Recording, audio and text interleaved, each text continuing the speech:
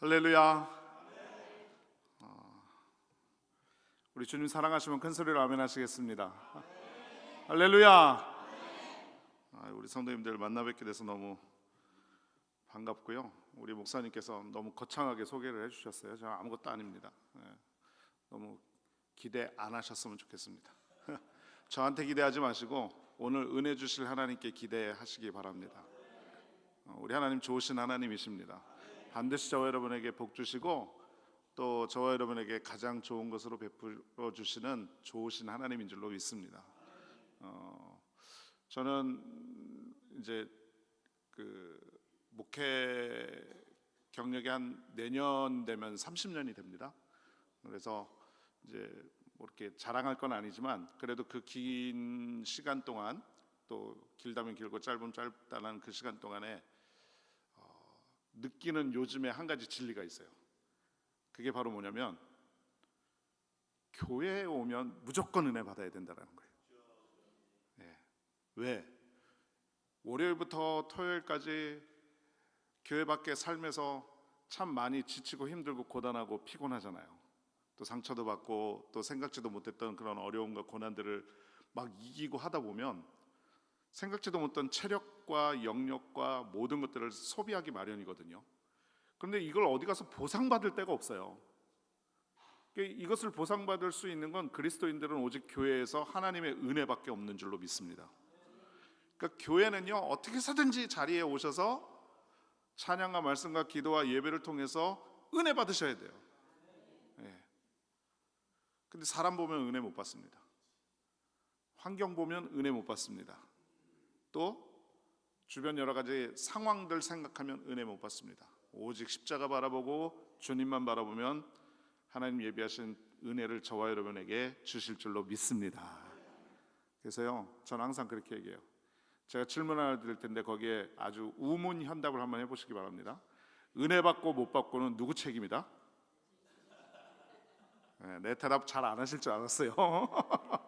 다시 한번요. 은혜 받고 못 받고는 누구 책임이다? 할렐루야. 전 책임 없습니다. 그러나 분명한 건 있습니다. 하나님이 은혜 주실 줄로 믿습니다. 하나님 분명히 은혜 주실 것입니다. 사모하고 기대하고 바라보고 꿈꾸고 소원하고 원하는 모든 이들에게 하나님께서 반드시 은혜로 충만케 해 주실 줄로 믿습니다. 우리 전후자에 계신 분에게 한번 인사할까요? 하나님이 당신을 엄청나게 사랑하십니다. 한 번 더 인사하시겠습니다. 성령께서 이 자리에 함께 하십니다. 가위바위보도 3세판이잖아요. 그러니까 인사도 3번을 해야 돼요. 우리 입술의 고백대로 될 줄로 믿습니다. 아니요. 이건 따라 하시는 게 아니고 제가 인사할 거를. 당신에게 반드시 좋은 일이 일어납니다. 이렇게 인사하겠습니다. 감사합니다. 먼저 귀한 강단을 통해서 하나님의 말씀을 전하게 하신 하나님께 찬양을 올려드리고요. 무엇보다도 강단에서 말씀을 전할 수 있도록 허락해 주신 우리 윤호영 담임 목사님과 그리고 우리 은혜와 평강 순복음교회 재직 우리 여러분들과 그리고 우리 성도님들께 진심으로 감사를 드립니다. 목사님께서 소개해 주셨듯이 저는 미국 중남부 오클라호마에서 교회를 섬기고 있는 서승범 목사고요. 여의도 순복음교회 하나님의 부르심의 소명을 통해서 교역자가 됐다가 조인기 목사님께서 2000년도에 너 미국 가라 그래가지고 뉴욕으로 갔다가 뉴욕에서 10년 섬기고 2010년에 오클라호마 지금 현재 교회에서 16년째 사역을 담당하고 있습니다. 뭐 그런 건 별로 중요하진 않은데요. 오늘 귀한 성인을 통해서 저와 여러분이 이렇게 함께 만나게 됐잖아요. 그런데 우리 그리스도인들도 자주 쓰는 그런 말이 있는데 사실 그 말은 옳은 말이 아닌데 그게 바로 뭐냐면 어쩌다 보니 운명입니다. 이런 얘기가 있어요. 근데 그거는 절대 아닙니다. 우리 그리스도인들에게 운명이 없습니다. 하나님 계획하시고 섭리하시고 이끄시고 만드신 것입니다. 그러니까 저와 여러분이 이 시간에 함께 만나서 하나님의 말씀의 은혜를 나누는 것은 하나님의 섭리고 뜻이고 하나님의 은혜고 하나님께서 계획하신 겁니다. 믿으시지요? 믿으시지요? 짧은 시간이지만 하나님께서 저와 여러분에게 큰 은혜를 주실 줄로 믿습니다. 자, 함께 봉독하신 시편 90편 14절 17절의 말씀을 같이 봉독했고요. 목사님께서 말씀해 주신 대로 하나님과 함께하는 축복, 이와 같은 제목으로 말씀의 은혜를 잠깐 나누려고 하는데, 여러분 복 받는 거 좋아하시죠? 복 받으시길 원하시면 아멘. 아멘 소리 크게 나올 줄 알았어요. 유난히 한국 사람들 복 좋아해요, 그죠? 그러다 보니까 옛날부터 숟가락에도 복자 써놓고 베개에다도 복자 써놓고 대문에라도 복자 써놓고, 옛날에 마당 쓸을 때 빗자루질을 문 안에서 문 밖으로 안 했어요. 절대로 복 나간다고 안으로 쓸었어요, 그죠? 이 정도로 복에 대해서 집착을 많이 하는 민족이 한국 사람들 아닐까 생각을 해봅니다. 그것뿐만이 아니라 새해가 되면 인사가 뭐예요? 새해 복 많이 받으세요 라고 얘기하죠. 그리고 인사하면서 자녀 형통, 건강, 사업의 번영. 그래서 제가 성도님들께 올해 기도 제목이 뭡니까? 뭘 위해 기도해 드릴까요? 그러면 첫 번째 기도가 그거예요. 뭐냐면 성령 충만하게 해주세요. 두 번째 기도가 뭐냐면, 이제 연령층에 따라 조금 다르긴 한데, 보통 연세 많이 드신 우리 뭐 장로님, 권사님들은, 집사님들은 건강하게 해주세요. 그 다음에 자식들 복받게 해주세요. 그 다음에 이제 조금 젊은 부부들, 그러면 이제 우리 자녀들 좋은 대학 가게 해주세요. 뭐 이런 이야기들을 많이 합니다. 여러분, 우리가 하나님 은혜 가운데 복 받아야만 될 줄로 믿습니다. 하나님께서 다 주시는 귀한 은혜인 것입니다. 건강과 성공, 물질의 복 중요하죠. 그런데 정말 중요한 한 가지 질문이 있어요. 성경이 말하는 복은 과연 무엇이냐라는 거죠. 성경이 말하는 최고의 복, 우리가 생각하는 그런 복들이 아니더라는 거죠. 왜냐하면 여러분, 인생 살다 보니까 많은 거 가졌는데도 불구하고 행복하지 않은 사람들도 많더라고요. 그렇죠? 넉넉하지 않아도 감사하고 평안을 누리는 사람들도 생각보다 많아요. 이게 사실 모순된 모습 아닙니까? 그러니까 그러면 정말 하나님이 우리에게 주시는 귀한 축복은 무엇인가 생각해 봐야 되는데, 이것에 대한 정답을 주는, 큰 은혜를 주는 본문이 바로 오늘 이 본문이 아닐까 저는 생각해 봅니다. 오늘 이 시편 90편은요 모세가 지은 글입니다. 여러분, 시편이 1편부터 150편까지 있는데, 그 150편 중에 유일하게 모세가 지은 시편이 이 시편 90편입니다. 그리고 이 시편 90편을 언제 지었느냐? 모세가 몇 세까지 살았나요? 헷갈리죠? 120살까지 살았어요.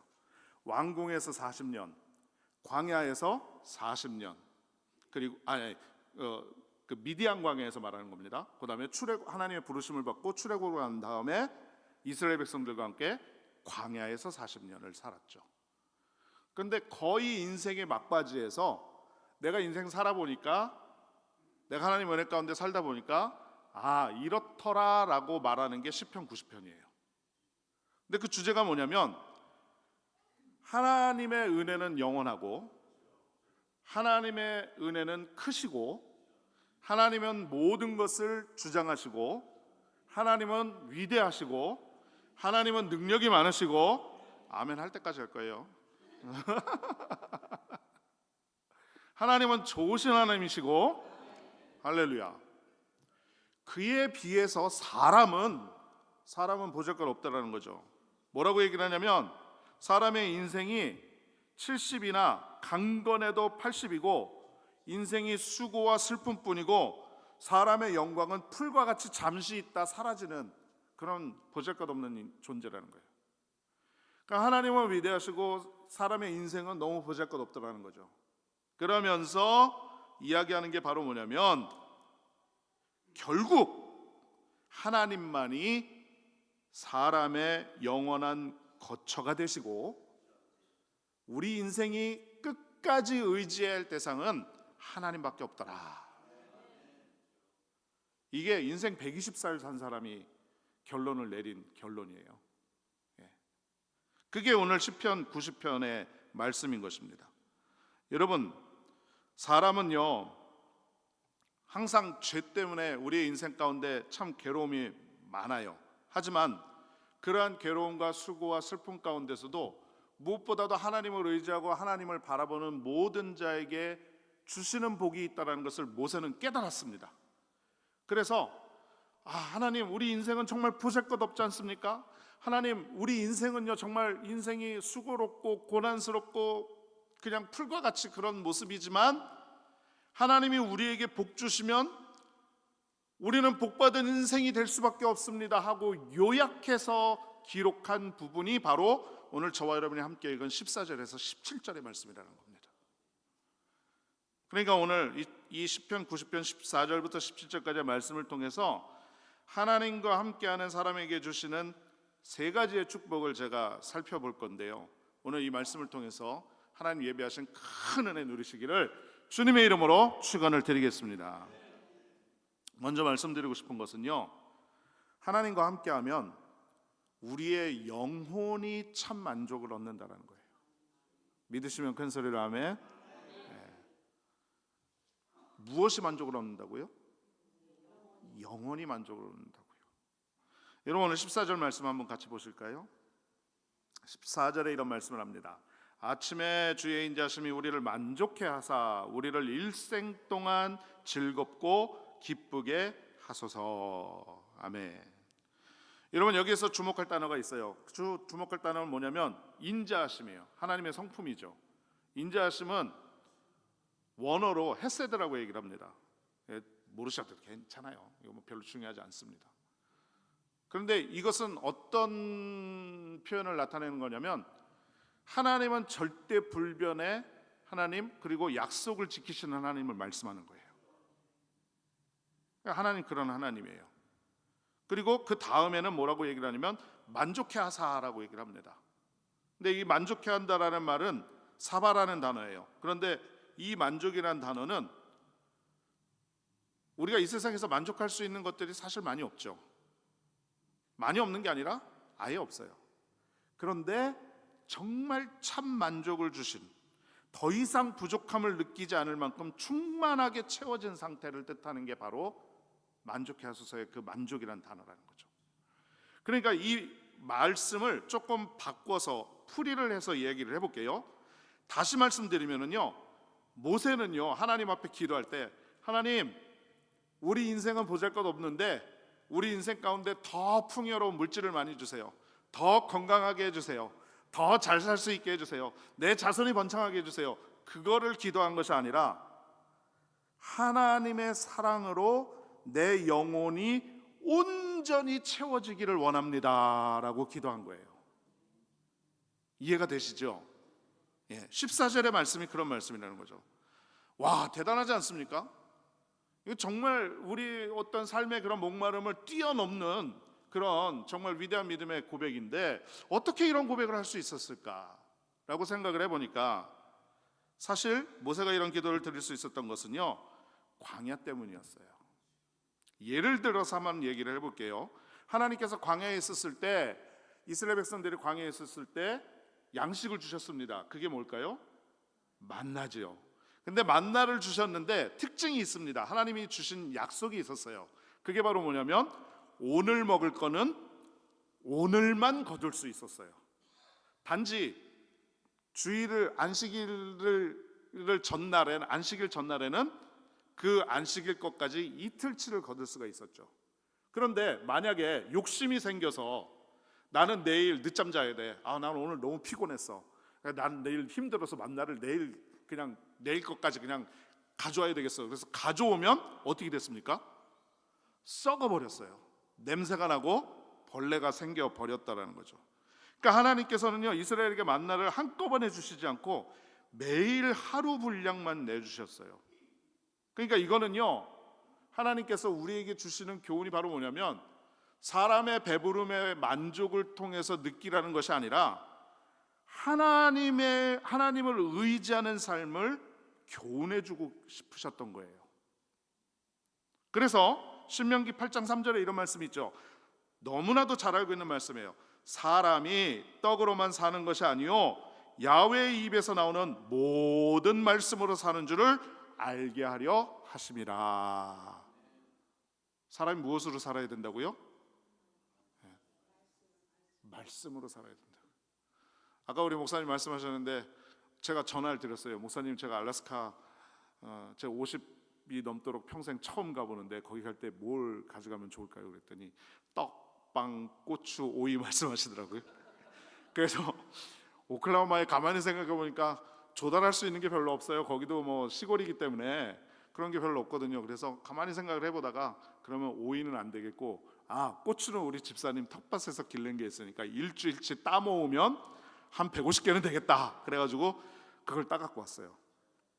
떡하고 빵은 주문을 해 갖고 왔어요. 근데 가만히 생각을 해보니까 알래스카에 계시는 성도님들도 떡, 빵, 우리도 떡, 빵, 떡 먹고 빵 먹고 참 그렇다. 그냥 그렇게 생각을 했지만 그래도 감사함으로 준비했거든요. 근데 이따 만약에 떡 드실 생각에 기분 좋으시죠? 네, 할렐루야, 얼마나 좋습니까? 근데 하나님은요, 그 떡으로 사는 인생이 아니라 하나님 말씀으로 사는 인생이 되라고 말씀하고 있어요. 그러니까 광야는 양식을 배우는 곳이 아니라 하나님을 배우는 곳이었고요, 모세는 왕궁에서 풍요를 누렸지만 거기선 하나님을 깊이 알지 못했어요. 그리고 인생의 마지막에 이르러 깨달았는데 사람을 만족하게 하는 것은 환경이 아니라 여건이 아니라 보여지는 것이 아니라 우리 안에서 역사하시고 섭리하시고 함께 하시는 하나님의 은혜라는 것입니다. 할렐루야. 사실 오늘 우리의 모습도 별로 다르지 않아요. 우리 더 많은 것 가지면 행복할 거라고 생각을 하죠. 여러분 록펠러 아실 거예요. 이 록펠러가 세계 정말 부자잖아요, 그죠? 제가 뉴욕에 있었을 때 그 렌트 집을 사는 사람들은 수도세를 안 내요. 왜 수도세를 안 내냐면 록펠러가 이미 예전에 다 내놨어요. 뉴욕 시민 거에 수도세를 이미 다 내놨기 때문에 수도세를 안 내는 혜택이 있어요. 그만큼 부자였어요. 그런데 기자가 물어봤습니다. 얼마나 더 가져야 만족하시겠습니까? 물어봤대요. 그랬더니 록펠러가 뭐라고 대답을 했냐면 좀 더. 대답이 좀 더였대요. 좀 더. 그렇게 많이 가졌는데 좀 더 가지면 좋겠다고 얘기를 했답니다. 여러분, 세상은요, 사람의 욕심을 채워줄 뿐 영혼의 갈증은 해결하지 못해요. 하나님이 계셔야 할 자리는 하나님만이 채우실 수 있는 것 믿으시길 바랍니다. 정말 중요한 거예요. 제가 뉴욕에 있을 때 한 여자 집사님이 계셨어요. 지금은 천국 가고 안 계시는데 제가 장례 집례를 해드렸거든요. 근데 그분 특별히 제가 좀 많이 생각이 나요. 왜 생각이 나냐면 이 여자 집사님은요, 한국에서 남편과 딸 셋이서 가족이 살다가 가족 문제로 이혼을 했습니다. 그냥 상처를 입었죠. 그런데 그 상처 입은 마음으로 미국으로 건너왔어요. 그런데 이 이혼하는 과정 속에서 딸과 생리별을 하게 된 거예요. 딸이 얼마나 보고 싶겠습니까? 그렇죠? 그런데 그게 가슴이 사무쳐가지고요, 내가 성공해서 이 딸을 다시 데려오리라. 그리고 이를 악물고 열심히 일을 했습니다. 뉴욕에서요, 정말 일 열심히 했어요. 잠 안 자고 밖에 일주일에 3잡, 4잡 뛰면서 정말 열심히 일을 해가지고 돈을 모아서 성공해가지고 강남에다가요 빌딩을 몇 채를 샀어요. 그 정도면 돈 많이 벌었죠, 그렇죠? 예. 그랬는데 이제 됐다. 내가 이만큼 벌었으니까, 내가 이만큼 가졌으니까 이제는 내가 하고 싶은 거 할 수 있고 내가 사랑하는 딸도 이제 데려올 수 있겠다. 같이 살 수 있겠다 생각을 하고서는 준비를 하는데 몸에 이상이 생겨가지고 병원에 갔더니요, 신장이 다 망가진 거예요.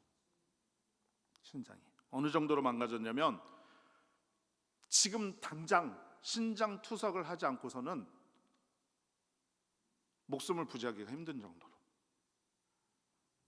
그럼 어떡합니까? 당장 병원에 갔는데, 여러분 미국 시스템 아시죠?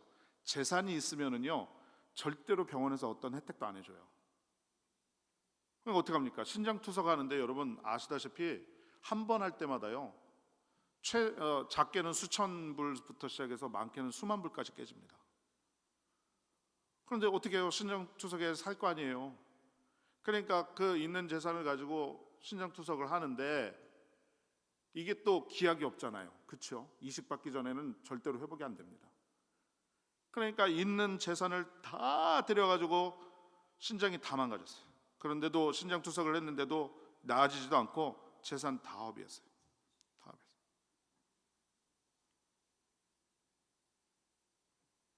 건강은 건강대로 무너졌죠. 자기가 힘있게 모아놓은 재산 다 사라졌죠. 결국 병원비로 다 잃어버리고 자기에게 남은 거 하나도 없어가지고 결국 저소득층으로 바뀌어가지고 정부 아파트에서 살게 된 거예요. 자기 신세 한탄하던 중에 교회에 나오게 됐습니다. 교회에 나오는데 하나님의 은혜를 주셔가지고요 자기의 존재를 깨닫게 된 거예요. 강남에 빌딩이 몇 채가 있어도 소용없고 정말 그 사랑하는 딸 정말 보기를 소원했는데 그것도 마음대로 안 되고 내가 얼마나 지금까지 고생을 했는데 그거 다 물거품 되어졌고 몸도 죽기 진짜 생명만 부지하고 있지 잠시도 신장투석 안 하고는 살 수 없는 그런 모습이 된 과정 가운데 있어서 그 가운데 하나님이 찾아오신 거예요. 그 집사님을 위로하셨습니다. 그 집사님이 예배 때마다 은혜를 받고 기도회 때마다 안수를 받고 그 집사님이 영적으로 회복이 돼가지고요 교회에서 봉사를 하기 시작했습니다. 신교를 준비하고요. 그때 당시 한 300명 정도 되는 성도가 있었는데 그 식사를 다 준비를 하고요 또 온갖 허드렛 일은 다 하는 거예요. 그 아픈 몸을 이끌고. 그러면서 한 번은요 제가 잊어버리지도 않아요. 그 교회 친교실에 이만한 그 웍 테이블이 이렇게 있었는데 스테인리스 웍 테이블을 행주로 이렇게 딱 보면서 목사님 저는 이제 아무것도 필요한 것도 없고요 저는 지금 하나님 만나서 신앙생활하고 이렇게 은혜 받고 교회에서 헌신하고 봉사하고 이렇게 하는 게 저는 너무너무 행복해요 라고 그렇게 말씀하셨는데요 그리고 말씀하시고 집에 돌아가셔서 혼자 집에서 천국 가셨어요. 며칠 지나고 나서 교회도 안 나오시고 어떻게 됐나 궁금해서 이웃이 가서 알아봤더니 이미 집에서 생을 마감하신 거예요.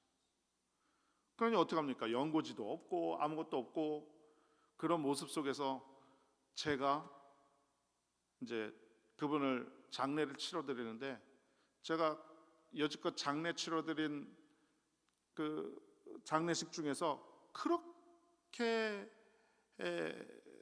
단촐하고 그렇게 뭐라 그럴까요? 없는 모습으로 장례를 치른 적은 없었던 것 같아요. 그럼에도 불구하고 저한테는 그 장례식이 굉장히 기억이 남는 게 그 집사님의 말씀 하나가 기억이 남는 거예요. 지금까지도 10수년이 흘렀거든요. 거의 20년이 넘었거든요. 그런데도 아직도 기억이 나요. 그 집사님은 하나님 한 분으로 만족하신 거예요. 다 가져봤어요. 재산도 가져봤고 모든 걸 가져봤고 자기가 할 수 있는 거 다 커리어로 이뤄내봤어요. 그런데 결국은 다 소용없더라는 거죠. 그분에게 있어서 인생의 정답은 하나님 뿐이었다라는 것입니다. 할렐루야. 여러분 우리에게도 그러한 은혜가 필요해요. 여러분 여기 알래스카에서 사시기에 참 척박한 생활을 살아오셨죠. 그죠? 힘들게 살아오셨을 거예요. 알아요. 저도 이민생활 26년 해봤거든요. 참 힘들어요. 그 말로 표현을 못해요. 뭐 그런 얘기들 많이 하시죠. 내가 여지껏 살아온 인생을 쓰면은 뭐 전집을 쓸 수 있다 뭐 그러는데 저는 도서관도 지을 수 있을 것 같아. 그런데 여러분 다 그런 거 소용없어도 제일 중요한 건 하나님께서 우리의 영혼에 은혜를 채우신다. 그거를 포기하지 않고 그거를 믿는 믿음으로 나아가면 여러분 지금 조금 힘들고 고통스럽고 몸이 아프고 좀 상처받고 고난당하고 낙심당하고 어려움이 와도 하나님의 은혜로 덮어지게 될 줄로 믿습니다. 우리 예수님도 말씀하셨어요. 요한복음 4장 14절에 내가 주는 물을 마시는 자는 영원히 목마르지 아니하리라. 세상이 주는 건 잠시 잠깐뿐입니다. 하나님은 영혼을 채우시는 분이. 그러므로 사랑하는 우리 성도님들이여, 하나님께서 우리에게 주시는 첫 번째 축복은 기억하십시오. 문제없는 삶이 아니라 하나님 한 분만으로 만족하는 삶이라는 것 믿으시기를 주님의 이름으로 축원을 드리겠습니다. 계속해서 말씀을 드리고 싶은 것은요, 하나님과 함께하면 고난의 시간이 은혜의 시간이 되는 줄로 믿습니다. 하나님과 함께 하시면 고난의 시간이 뭘로 바뀐다고요? 은혜의 시간으로 바뀐다고요. 여러분 15절 16절 함께 보실까요? 자, 15절 16절 이렇게 말씀합니다. 우리를 괴롭게 하신 날수대로와 우리가 화를 당한 연수대로 우리를 기쁘게 하소서. 주의 행사를 주의 종들에게 나타내시며 주의 영광을 그의 자손들에게 나타내소서. 이거 자칫 잘못 읽으면 우리를 괴롭게 하신 날수대로, 우리를 화를 당한 연수대로, 그러면 우리 하나님은 우리에게 고난 주시는 하나님인가? 이렇게 생각할 수 있겠죠. 그런데요, 여러분 그렇게 생각하시면 안 되고요. 하나님은 사랑하는 자를 연단하시며 고난을 통해 믿음을 세워주시는 좋으신 하나님인 줄로 믿습니다. 여러분, 모세는요 광야 40년을 지나면 이 사실을 깨달았어요. 광야는 사람들이 생각할 땐 벌 받는 장소가 될 수 있겠죠. 그런데 거기는 벌 받는 장소가 아니라 하나님을 가장 가까이 경험하는 장소였어요. 집은 없었지만 성막이 있었죠. 양식은 없었지만 만나와 메추라기가 있었어요. 길은 없었지만 구름 기둥과 불 기둥이 있었어요. 여러분, 이만하면 만족해야 되는 거 아닐까요? 그렇죠? 그런데도 불구하고 우리는 옛날에 먹었던 참외, 수박, 마늘, 막 애굽 생각하듯이 우리도 막 그런 생각을 하지 않습니까? 그렇죠?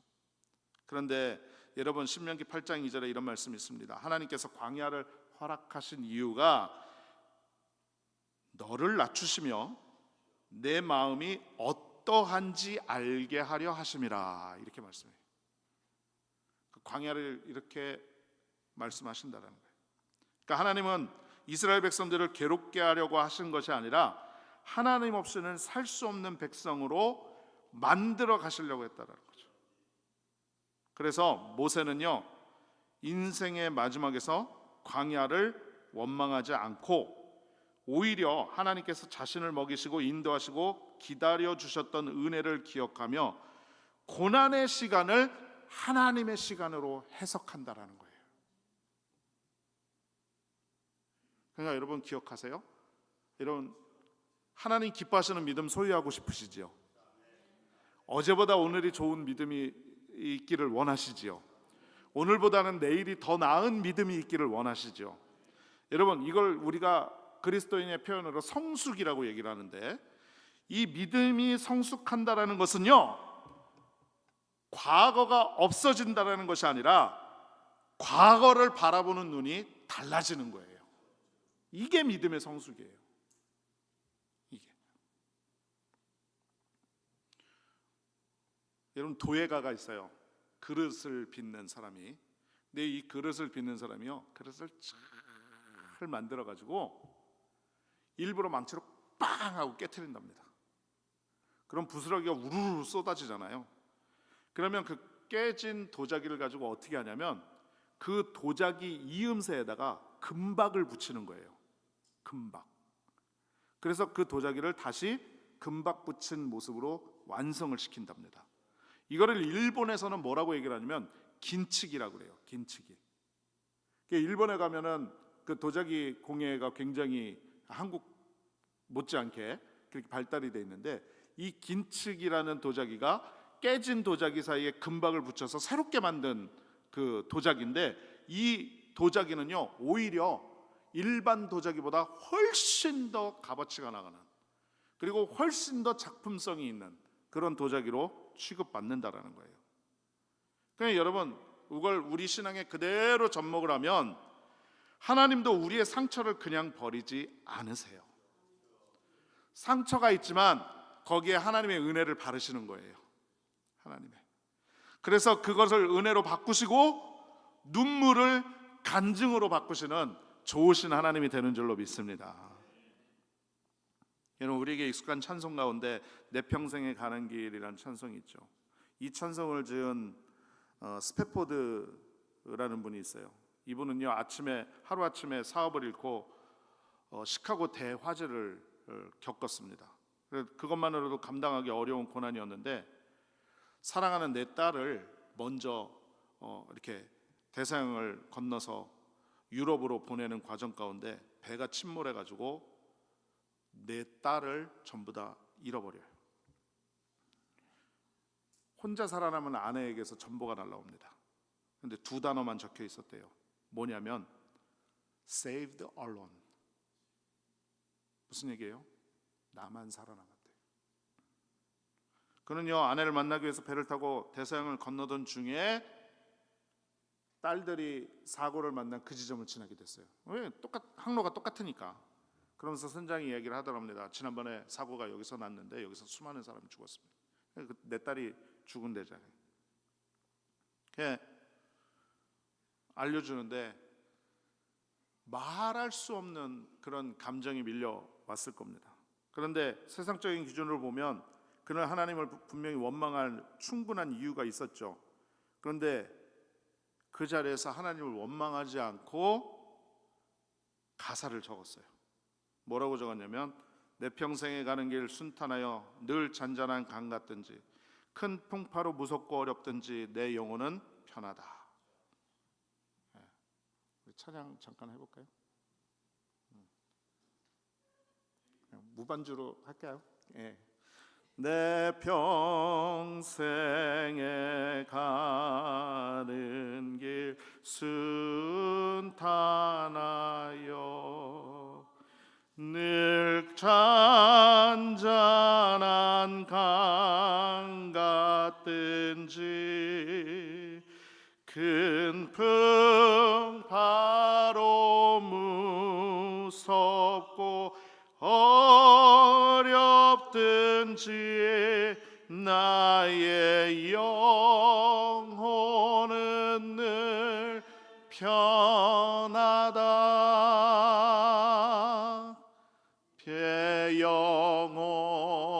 내 영혼 평안해 평안해. 내 영혼 평안해. 아멘. 여러분, 세상 이해할 수 없는 고백이죠. 뭐가 그렇게 평안했을까요? 딸들이 살아 돌아왔나요? 사업이 회복됐나요? 아니에요. 고난보다 크신 하나님이 그의 곁에 계셨기 때문이었습니다. 그러니까 그의 평안은 환경에서 온 것이 아니라 하나님이 함께 하셨다라는 확신에서 온 거예요. 그러니까 하나님은 우리의 고난을 그냥 지워버리시는 분이 아니에요. 힘들지, 어렵지, 고단하지, 내가 없애줄게 이러시는 하나님이 아니에요. 오히려 그 고난을 하나님의 구원의 역사 속에서 사용하시는 분이신 줄로 믿습니다. 그 절정이 바로 뭐냐? 십자가입니다. 제자들에게 십자가는 가장 큰 실패였죠. 그러나 하나님께는 인류를 구원하는 가장 위대한 승리의 표시였습니다. 죽음이 끝이 아니라 부활이 시작되어졌습니다. 그리고 바울은 그 예수님을 통해서 뭐라고 선포하느냐? 모든 것이, 따라 말씀합니다. 모든 것이 합력하여 선을 이루느니라. 여러분, 고난당하세요? 어려움 있으세요? 문제 있으십니까? 힘드세요? 낙심되세요? 피곤하세요? 또 넘어집니까? 괜찮아요. 하나님은 합력해서 선을 이루시는 하나님이 되실 줄로 믿습니다. 광야는 하나님이 떠나신 것이 아니라 하나님 가장 가까이 계신 곳이에요. 그러니까 아마 여러분들도 나중에 모세처럼 고백하게 될 거예요. 주님, 그땐 몰랐지만 지금 돌아보니 그 모든 시간이 저를 주님께 더 가까이 이끄신 은혜의 시간이었습니다 라고 고백하시는 우리 모든 성도님들 다 되시기를 주님의 이름으로 축원드리겠습니다. 마지막 세 번째 하나만 간단히 말씀드리고 말씀 마칠게요. 마지막 세 번째로는요, 하나님이 함께 하시면 우리의 인생은요 영원한 가치로 세워지는 줄로 믿습니다. 여러분 그런 말 아시죠? 호랑이는 죽어서 뭘 남겨요? 가죽을 남기고 사람은 죽어서 이름을 남긴대요. 여러분 그런 이야기 많이 하죠. 사나이 대장부가 세상에 태어나 한번 세상을 호령해 보고 또 칼을 뽑았으면 무라도 한번 쓸어봐야 되지 않겠냐, 그러면서 자기 입신을 올리기 위해서, 자기의 어떤 존재를 세우기 위해서 정말 노력하고 애쓰는 그런 모습들이 있지 않습니까? 요즘에는요 세상이 이렇게 변하면서 여성분들도 마찬가지예요. 정말 사회적으로나 세상적으로나 얼마나 많은 분야에서 여성 파워를 막 이렇게 하고 그러는 모습들이 있잖아요. 대한민국에도 또 여성 총리가 뽑혔잖아요. 그런 것처럼 여러분 사람은 누구나 할 것 없이 성공한 인생, 자신의 입지를 세우는 그런 모습들을 원하죠.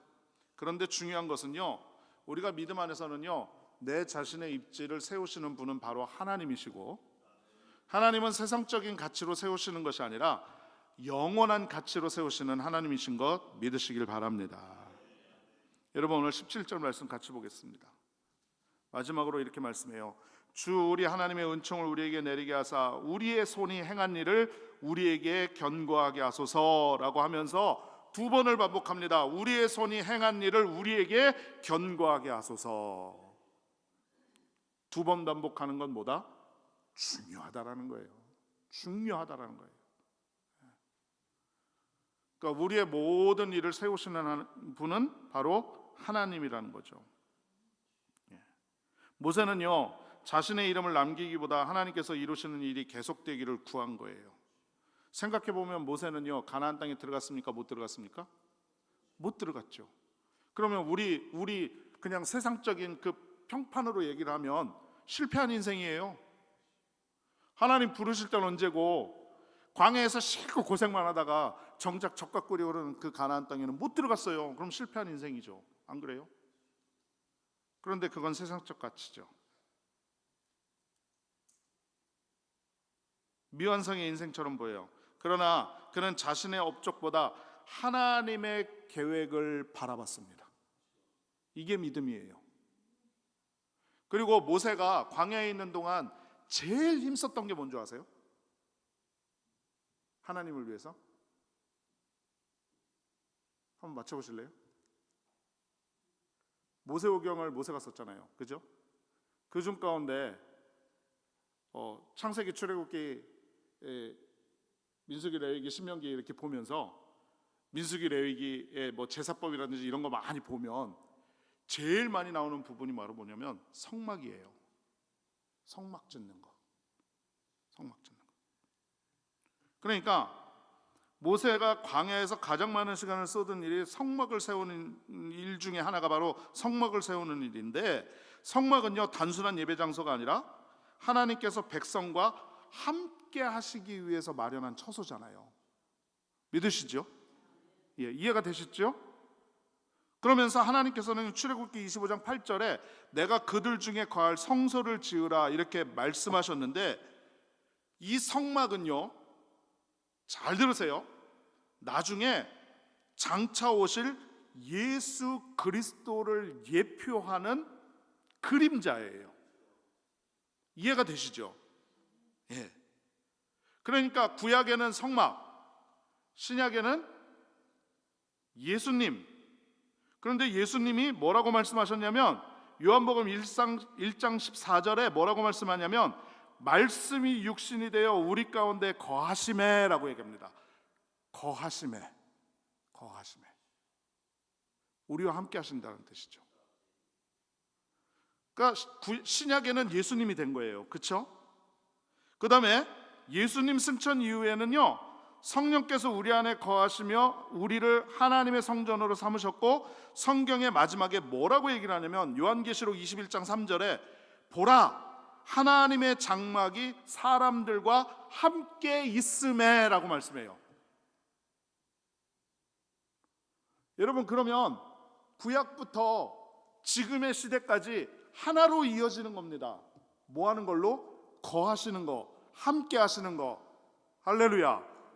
하나님이 그들과 함께 하셨고, 예수님이 제자들과 함께 하셨고, 성령께서 우리와 함께 하시고, 할렐루야. 이건 하나님의 뜻이었어요. 하나로 연결되는 거예요. 지금도 하나님 우리와 함께 하시길 원하세요. 이 자리에 함께 하시는 줄로 믿습니다. 뭐라고 말씀하셨습니까? 너희들 중에 두세 사람이 내 이름으로 모인 곳에 나도 그들과 함께 한다라고 말씀했어요. 여러분, 여기 계시는 모든 성도님들이 우리 가운데 함께 하시는 주님 은혜 오늘 충만히 받고 오늘 정말 그 은혜에 감격하고 돌아가시기를 주님의 이름으로 축원합니다. 주님의 이름으로 축원합니다. 헛된 일이 아니에요. 절대로 헛된 일이 아니에요. 요즘 얼마나 바빠요. 주일날 되면 할 일도 많고, 뭐 7월 달이 알래스카의 가장 성수기라면서요. 비즈니스도 제일 바쁠 때일 것 같고, 또 여러 가지 모임도 많을 것 같고.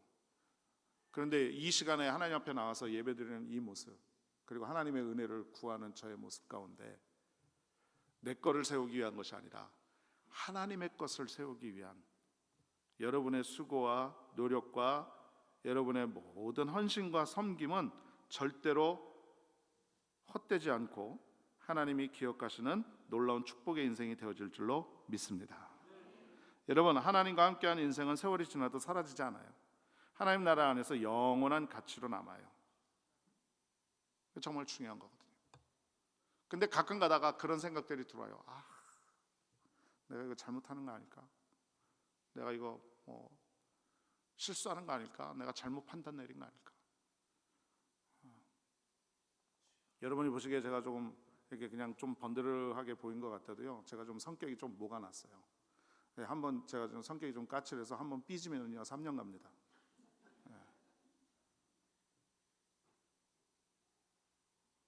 그리고 누가 이렇게 잘 되고 그러면 막 시기 질투가 나고 막 그런 모습이 제 안에 있어요. 정말로 그래요. 이제 하나님 사역을 이렇게 하다 보니까 좋을 때도 있지만 왜 좋을 때만 있겠어요, 그죠? 안 좋을 때도 있죠.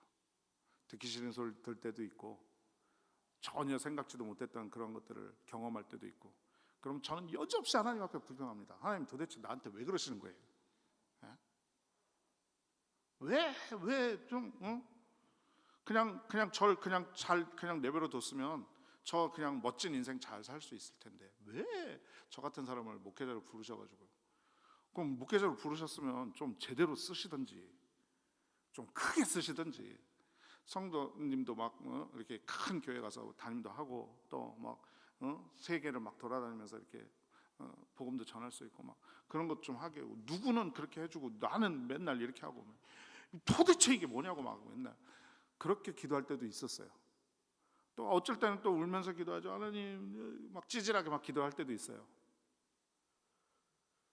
그런데 참 놀라운 사실은 뭔지 아세요? 제가 목회를 감당하는 예전부터 지금까지 하나님은 꼭 하나만 대답하세요. 꼭 하나만 대답하세요. 그런 기도 가운데 대답을 안 하실 때가 더 많거든요. 웬만하면 그냥 그런 것 같아요. 막 왜 자녀가 왜 좀 막 이렇게 칭얼칭얼거리고 찡얼찡얼거리면은 그러든지 말든지 이렇게 팔짱 끼고 이렇게 다른 데 쳐다보고 계시는 것처럼 그런 느낌을 받을 때가 있는데, 가끔 가다가 말씀을 해주실 때가 있어요. 막 찡얼찡얼거리고 막 불평하고 때로는 막 그런 기도를 할 때 하나님이 이렇게 딱 하면서 한마디를 꼭 해주실 때가 있어요. 그런데 그 한마디가 한 번도 변하질 않아요. 똑같은 말씀만 하세요.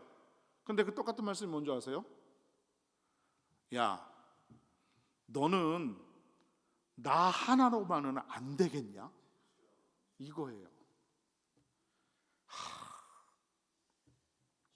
막 하나님 앞에 기도하다가도 막 칭얼거리다가도 나 하나만으로는 안 되겠냐? 라고 말씀하시면 거기에 대답할 말이 없어요. 대답할 말이 없어요. 입만 이만큼 나와가지고 고개 푹 숙이고 그래 또 하나님만 바라봐야지, 하나님만 의지해야지.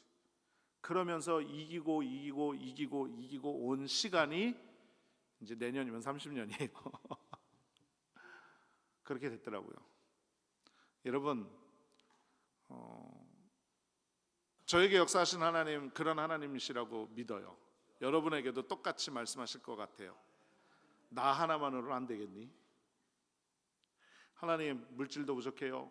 내 자녀들도 잘 돼야 돼요. 내 건강도 필요해요. 나 비전도 있고 꿈도 있고 소망도 있고 앞으로 이 알래스카에서 나 본토로 좀 나갔으면 좋겠어요. 뭐 좋은 직장도 가졌으면 좋겠어요. 뭐 여러 가지 많은 그런 저기들을 하는데 하나님이 거기에다 대고 만약에 야, 나 하나만으로는 좀 안 되겠냐? 라고 물어보신다 그러면 여러분 뭐라고 대답하시겠어요? 그죠? 여러분, 하나님만이 우리의 유일한 은혜가 되시고 우리가 하나님을 알고 하나님의 은혜 가운데 거하는 것이 진짜 귀한 축복이고 가장 큰 복임을 믿으시기를 주님의 이름으로 축원을 드리겠습니다. 하나님이 함께하면 우리의 영혼은 만족을 얻고 고난은 은혜가 되고 우리의 삶은 영원한 가치로 세워지게 되는 것입니다. 그러므로 사랑하는 우리 은혜와 평강 순복음 교회 우리 성도님들이요, 어떠한 형편에서도 하나님과 동행하시기를 주님의 이름으로 축원을 드리겠습니다. 하나님이 계신 곳에 복이 있습니다. 그 자리가 바로 이 자리입니다. 그리고 하나님이 함께하는 삶, 그것이 인생 최고의 축복이라는 것 믿으시고 오늘도 주 안에서 힘내셔서 주의 이름으로 날마다 승리하며 살아가시는 우리 귀한 성도님들 다 되시기를 주님의 이름으로 축원드리겠습니다. 기도합니다. 좋으신 아버지 하나님, 은혜와 사랑을 감사드립니다. 오늘 부족한 종이 하나님의 말씀을 대언했습니다. 하나님, 은혜로 우리에게 채워주시고 하나님의 귀한 역사만 넘쳐날 수 있도록 주여 축복하여 주시옵소서. 하나님을 가까이 하는 것이, 하나님을 의지하는 것이, 하나님을 믿음으로 바라보는 것이 우리에게 참 행복이고 우리에게 큰 은혜됨을 다시 한번 고백해 봅니다. 주님께서만 홀로 영광 받아 주시고 특별히 우리 사랑하는 은혜와 평강 순복음교회 함께 임재해 주셔서 모든 성도님들 심령과 마음 가운데 찾아와 주시고 만져주시고 위로하여 주셔서 주님만으로 만족하고 주님께 영광 올려드리는 복된 인생이 될 수 있도록 역사하여 주시옵소서. 예수님의 이름으로 축복하고 기도합니다. 아멘.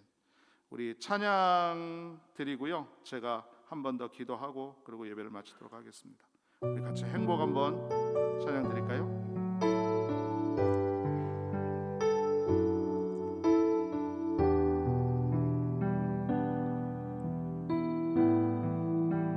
화려하지 않아도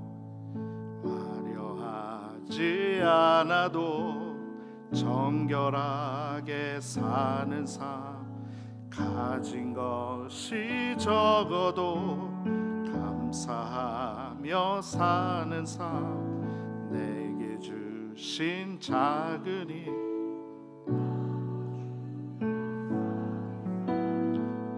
이것이 나의 삶의 행복이. 다시 한번 고백할게요. 눈물 날 일 많지만 기도할 수 있는 것, 억울한 일 많으나 주를 위해 참는 것,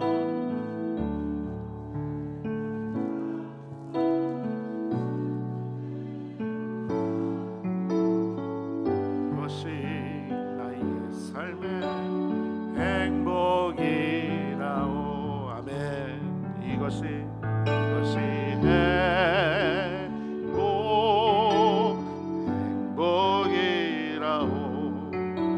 세상은 알 수 없는 하나님 선물, 그것이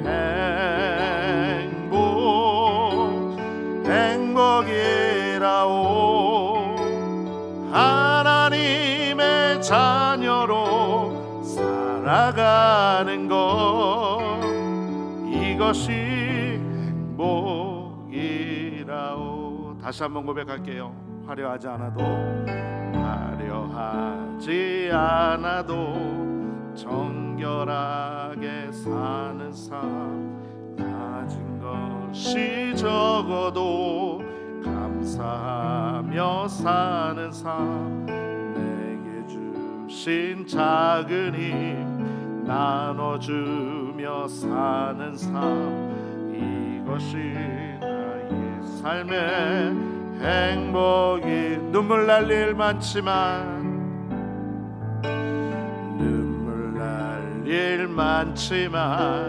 기도할 수 있는 것, 억울한 일 많으나 주를 위해 참는 것, 비록 짧은 작은 삶 주 뜻대로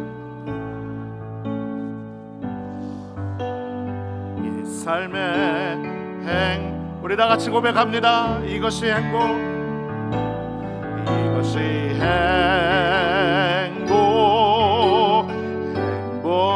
행복이라고. 세상은 알 수 없는 하나님 선물, 이것이 행복이라고. 하나님의 자녀로 살아가는 것, 이것이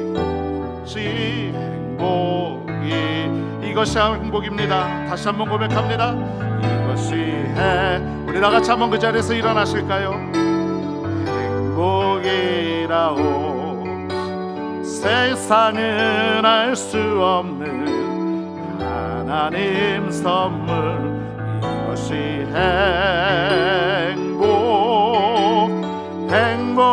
행복이라오. 하나님의 자녀로 살아가는 것, 이것이 정말 그렇게 믿으시지요? 우리 그 믿음 갖고 마지막으로 한 번 더 고백합니다. 이것이 행복이라오.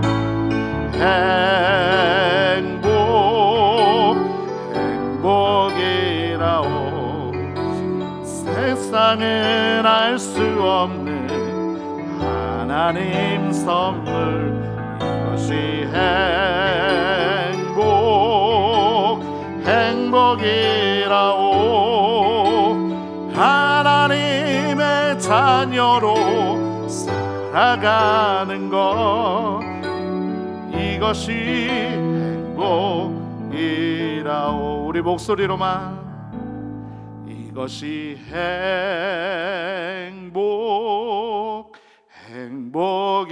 행복이라오. 세상은 알 수 없는 하나님 선물, 이것이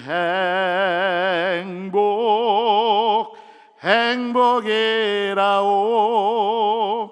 하나님의 자녀로 살아가는 것, 이것이 행복이라오. 아멘. 우리 하나님께 영광의 박수 한번 힘차게 올려드립니다. 할렐루야.